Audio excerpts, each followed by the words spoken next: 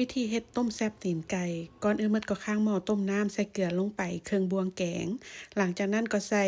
หัวสิงไคใบขี้หูดหอมแดงแล้วก็มะเขือแห้งมะขามเปียกลงไปต้มเนาะค่อยแนะนำพวกหอมแดงหัวสิงไคแล้วก็มะเขือแห้งเนี่ยเอาไปมกไฟก่อนเดี๋ยวมันจึงหอมเนาะหลังจากนั้นก็เอาตีนไก่ลงไปต้มหลังจากต้มตีนไก่ให้มันเปื่อยๆแล้วเนาะก็เอาเลือดก้อนลงไปหลังจากนั้นก็มาปรุงรสชาติด้วยแป้งนัวเครื่องบวงแกงคะน้อ1บวงแกงน้ำปลา3บวงแกงหลังจากนั้นก็คนทุกอย่างให้เข้ากันเนาะแล้วก็ชิมรสชาติให้รสชาติออก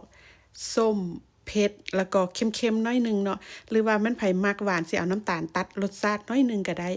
หลังจากได้รสชาติตามใจมากแล้วก็ใส่หอมบัวหอมป้อมหอมเป๋ถ้าไผมีหั่นน่ะใส่หอมเป๋มันจึงแซ่บเนาะ